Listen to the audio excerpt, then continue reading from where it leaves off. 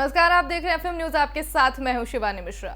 UP में विधानसभा चुनाव जैसे जैसे नजदीक आता जा रहा है, राजनीतिक सरगर्मियां बढ़ने लगी हैं।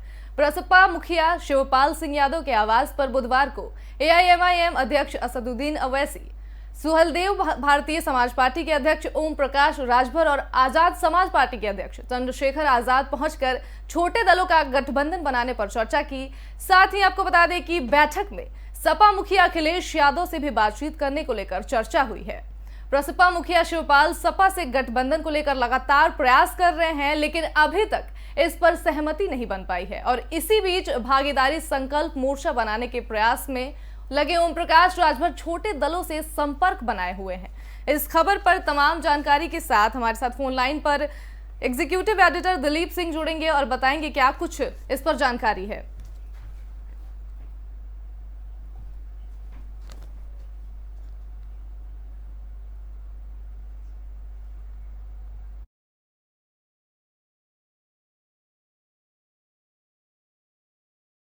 सपा मुखिया शिवपाल सपा से गठबंधन को लेकर लगातार प्रयास कर रहे हैं, लेकिन अभी तक इस पर कोई सहमति नहीं बन पाई है और आपको बता दें कि इसी बीच भागीदारी संकल्प मोर्चा बनाने के प्रयास में लगे हैं ओम प्रकाश राजभर छोटे दलों से लगातार संपर्क बनाए हुए हैं। शिवपाल के घर बुधवार को ओवैसी, राजभर और चंद्रशेखर पहुंचे और करीब 1 घंटे तक आपस में बातचीत कर रहे थे। अपने जैसे दलों से गठबंधन पर मंथन भी किया गया इस बैठक में और साथ ही गठबंधन में किसको कितनी सीटें दी जाएंगी इस बात पर भी चर्चा हुई। साथ ही आपको बता दें कि ये भी बताया जा रहा है कि दल के आधार पर सीट बंटवारे पर बातचीत चल रही है। इस खबर पर तमाम जानकारी के साथ हमारे साथ फोन लाइन पर एग्जीक्यूटिव एडिटर दिलीप सिंह जुड़ गए हैं और तमाम जानकारियां हमारे साथ वो साझा करेंगे। दिलीप जी, बैठक में किन किन मुद्दों पर बात हुई? बिल्कुल रोशनी, बता दें कि उत्तर प्रदेश में 2022 का चुनाव ज्यादा से ज्यादा 4 महीने के आसपास बचा हुआ है और इसको लेकर के जो राष्ट्रीय दल है वो क्षेत्रीय दल पूरी तरह से चुनावी मोड में आ चुके हैं। अगर हम बात करें समाजवादी पार्टी की, कांग्रेस की, भारतीय जनता पार्टी की, तो कांग्रेस के राष्ट्रीय अध्यक्ष आज उन्नाव और कानपुर में रहे हैं। कांग्रेस की प्रियंका गांधी लखनऊ के प्रवास पे हैं, वो भी लगातार अपने कार्यकर्ताओं और पदाधिकारियों के साथ बैठक कर रही हैं। भारतीय जनता पार्टी के चुनाव की बागडोर उत्तर प्रदेश के मुख्यमंत्री योगी आदित्यनाथ ने कुछ संभाल रखी है। वो भी पिछले 3 दिनों से जिलों के दौरों पे हैं। आज भी उन्नाव और कानपुर में रहे हैं। अगर हम बात करें 2022 के चुनाव को लेकर के, तो 2017 के चुनाव में भारतीय जनता पार्टी के साथ गठबंधन में ओम प्रकाश राजभर की पार्टी सुहलदेव भाजपा भी साथ में रही है, लेकिन इस बार 2022 के चुनाव में वो इनसे भारतीय जनता पार्टी से अलग है। अगर वहीं पे अगर बात करें शिवपाल यादव की, भारतीय समाजवादी पार्टी भी इस बार 2022 के चुनाव में अपनी उपस्थिति दर्ज कराने के लिए तैयार बैठी हुई है। अभी कल के गर्मा गर्म मुद्दा ये रहा है कि कल ओम प्रकाश राजभर एआईएमआईएम के ओवैसी और शिवपाल यादव के साथ एक बैठक हुई। बैठक में एक गठबंधन बनाने की तैयारी चल रही है कि एक गठबंधन हम लोग बनाएंगे जो क्षेत्रीय दल है उनको लेकर के 2022 के चुनाव में हम लोग मजबूती से भारतीय जनता पार्टी का हम विरोध के चुनाव में अपनी भूमिका हम उपस्थित दर्ज कराएंगे। अगर हम बात करें राष्ट्रीय दलों के साथ, अगर बात करें कि वर्तमान में भारतीय जनता पार्टी की उत्तर प्रदेश में सरकार है और 2017 में प्रचंड बहुमत में इनकी सरकार रही है। भारतीय जनता पार्टी, कांग्रेस पार्टी और समाजवादी पार्टी 2017 में कांग्रेस समाजवादी पार्टी से मिलकर के चुनाव लड़े थे। उसके बावजूद भारतीय जनता पार्टी प्रचंड बहुमत में अपनी सरकार बनाई थी। उस समय भारतीय जनता पार्टी के गठबंधन में अपना दल के साथ निषाद राज पार्टी और सुहलदेव समाजवादी पार्टी भाजपा भी साथ में रही है। लेकिन इस बार जो समीकरण है वो तो दूसरे टाइप का दिख रहा है कि 2022 में समाजवादी पार्टी अकेले चुनाव लड़ने के मूड में है। बहुजन समाजवादी पार्टी भी और अलग किसी गठबंधन में शामिल होने की बात की घोषणा राष्ट्रीय अध्यक्ष मायावती ने कर दिया है कि हम अकेले चुनाव लड़ेंगे और कांग्रेस भी अकेले चुनाव लड़ने की मूड में है। वो किसी के साथ किसी प्रकार का कोई समझौता नहीं करेगा। अब बात आती है जो क्षेत्रीय दल है, जो छोटे दल है उत्तर प्रदेश में, चाहे हम प्रगतिशील समाजवादी पार्टी की बात करें, ओवैसी भी 2022 के चुनाव में अपने मुस्लिम वोट बैंक को लेकर के मजबूती से चुनाव मैदान में है।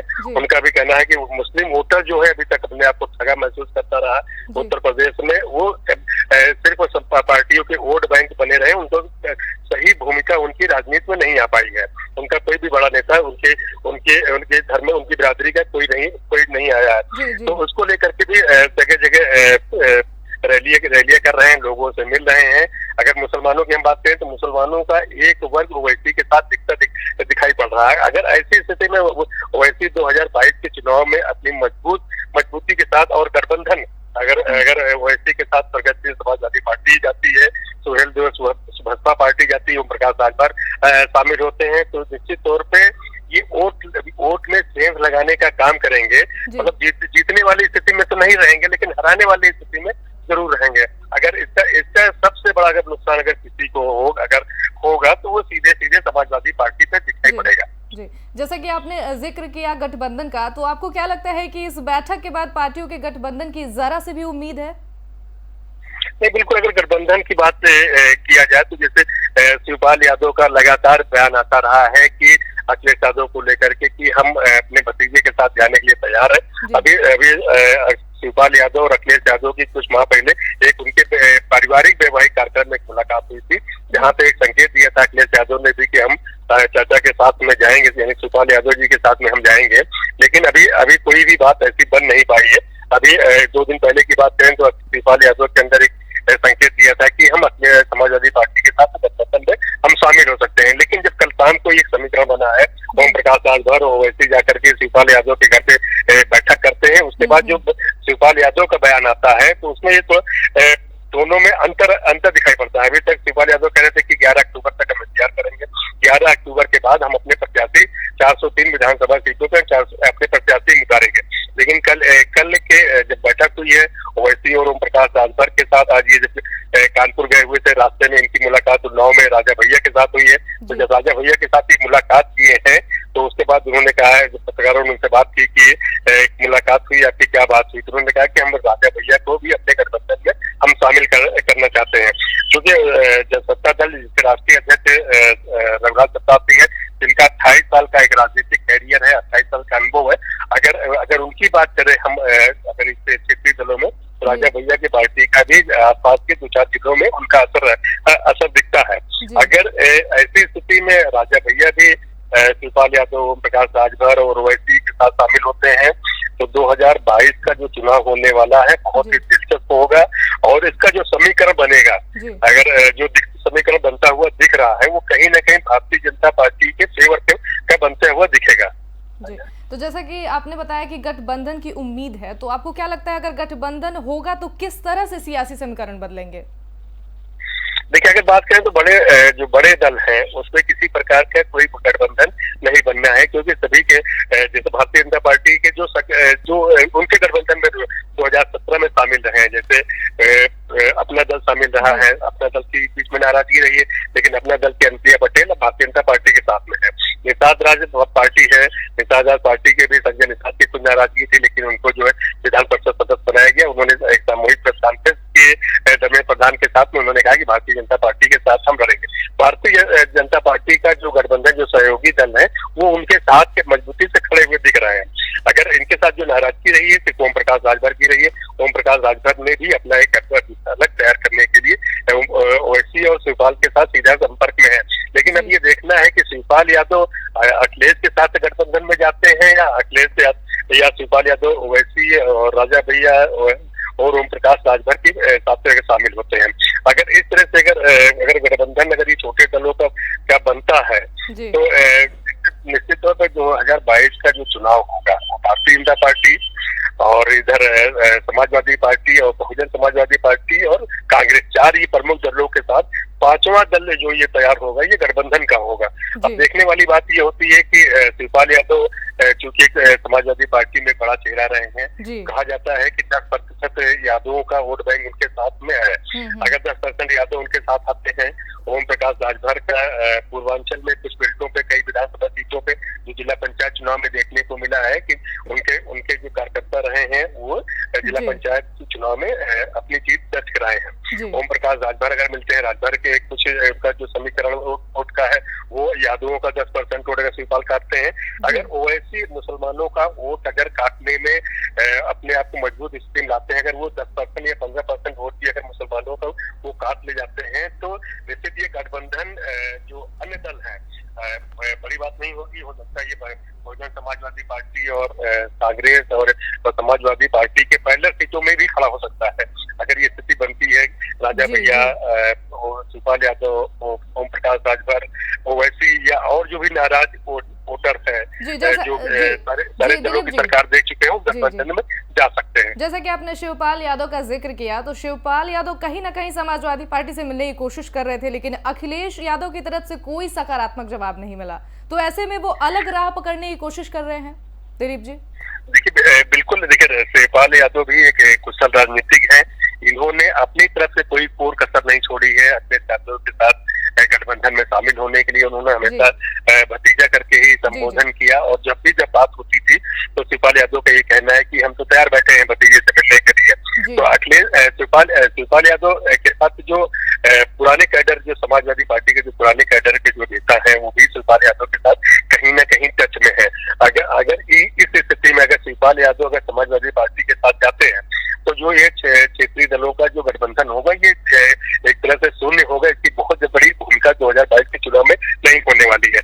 लेकिन अगर शिवपाल यादव अखिलेश यादव से नाराज होकर के गठबंधन में अगर शामिल होते हैं तो इस गठबंधन को तो लाभ मिलेगा, लेकिन उसका नुकसान, उसका खामियाजा अखिलेश यादव को भुगतना पड़ सकता है। क्योंकि जब 2017 का चुनाव रहा है, उसके बाद 2019 में लोकसभा चुनाव हुए, तो लोकसभा चुनाव के दौरान भी जब शिवपाल यादव की नाराजगी रही, तो जो समाजवादी पार्टी का गढ़ माना जाता है, वहाँ पे भी इनके अपने सांसद जो थे वो भी नहीं जीत पाए थे।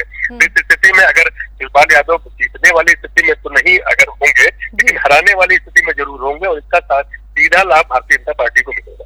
जी, तमाम जानकारी के लिए बहुत बहुत शुक्रिया दिलीप जी। तो जैसा कि दिलीप जी हमारे साथ जुड़े थे और तमाम जानकारियां भी हमारे साथ उन्होंने साझा किया। प्रसपा मुखिया शिवपाल सपा से गठबंधन को लेकर लगातार प्रयास कर रहे हैं, लेकिन अभी तक इस पर सहमति नहीं बन पाई है, और इस बीच भागीदारी संकल्प मोर्चा बनाने के प्रयास में वो लगे हुए हैं। ओम प्रकाश राजभर छोटे दलों से संपर्क भी बनाए हुए हैं। शिवपाल के घर पर बुधवार को ओवैसी, राजभर और चंद्रशेखर पहुंचे, और ये करीब 1 घंटे तक आपस में बातचीत कर अपने जैसे दलों से गठबंधन पर मंथन भी किया गया इस बैठक में। और गठबंधन में किसको कितनी सीटें दी जाएंगी, इस बात पर भी चर्चा हुई। बताया जाता है कि दल के आधार पर सीट बंटवारे पर बातचीत चल रही है। खासकर प्रभाव वाले क्षेत्रों में उस दल के लिए सीटें छोड़े जाने पर विचार विमर्श भी हुआ है।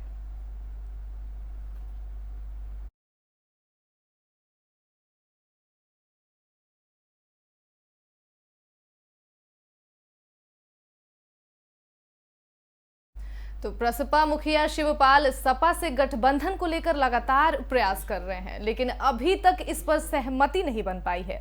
और इस बीच भागीदारी संकल्प मोर्चा बनाने के प्रयास में लगे ओम प्रकाश राजभर छोटे दलों से लगातार संपर्क बनाए हुए हैं। शिवपाल के घर बुधवार को ओवैसी, राजभर और चंद्रशेखर पहुंचे, और करीब 1 घंटे तक आपस में बातचीत भी की गई। अब इस पर तमाम जानकारी के साथ हमारे साथ अमान जुड़े हैं, हमारे संवाददाता, और इस पर तमाम जानकारी हमारे साथ वो साझा करेंगे। अमान, अगर गठबंधन होता है तो किस तरह से सियासी समीकरण बदलेंगे?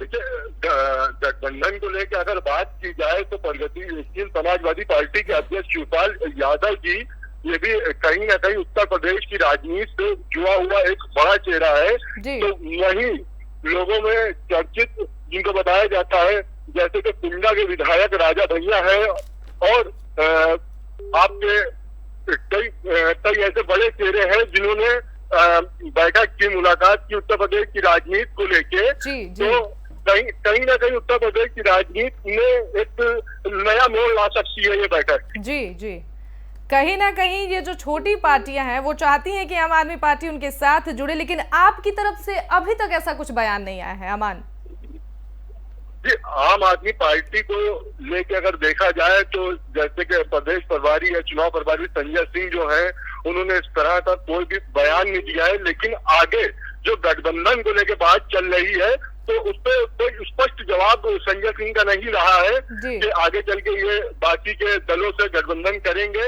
या नहीं करेंगे। जी, जैसा कि अगर यूपी के सियासी समीकरणों को देखें, चाहे बात सपा की हो या फिर बसपा की हो या फिर कांग्रेस को ही ले लिया जाए, अगर छोटी पार्टियां साथ आ जाती है तो आपको नहीं लगता कि ये बड़ी पार्टियों के लिए सरदर्दी बन सकती है?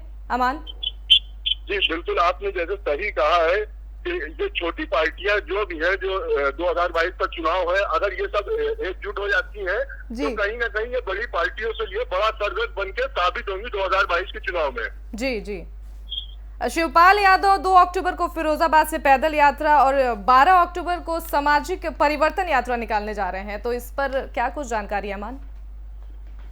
देखिए, शिवपाल यादव जी इस टाइम पे लगातार 2022 के चुनाव को लेकर जिस तरह से मीटिंगें कर रहे हैं और संगठन की बैठकें कर रहे हैं, अपने पार्टी के छोटे बड़े पदाधिकारियों से भी मुलाकात कर रहे हैं, तो कहीं ना कहीं उत्तर प्रदेश में 2022 के चुनाव को लेकर शिवपाल यादव एक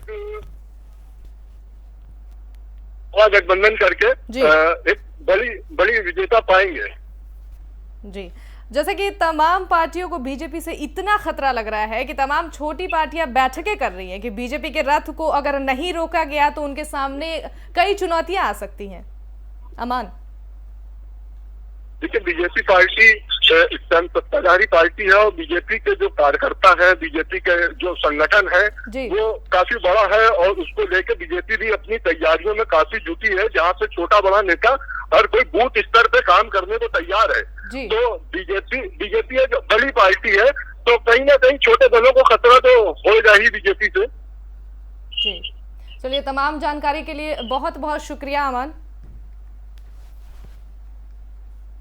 प्रसपा मुखिया शिवपाल सपा से गठबंधन को लेकर लगातार प्रयास कर रहे हैं, लेकिन अभी तक इस बात पर सहमति नहीं बन पाई है। और इसी बीच भागीदारी संकल्प मोर्चा बनाने के प्रयास में लगे ओम प्रकाश राजभर छोटे दलों से लगातार अपना संपर्क बनाए हुए हैं। शिवपाल के घर पर बुधवार को ओवैसी, राजभर और चंद्रशेखर पहुंचे थे और करीब 1 घंटे तक आपस में बातचीत कर अपने जैसे दलों से गठबंधन पर मंथन भी किया गया।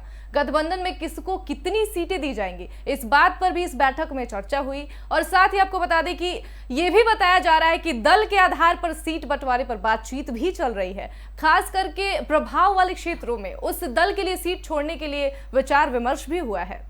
खबरों में फिलहाल के लिए इतना ही। तमाम जानकारी के लिए जुड़े रहिए हमारे साथ और देखते रहिए FM न्यूज़। नमस्कार।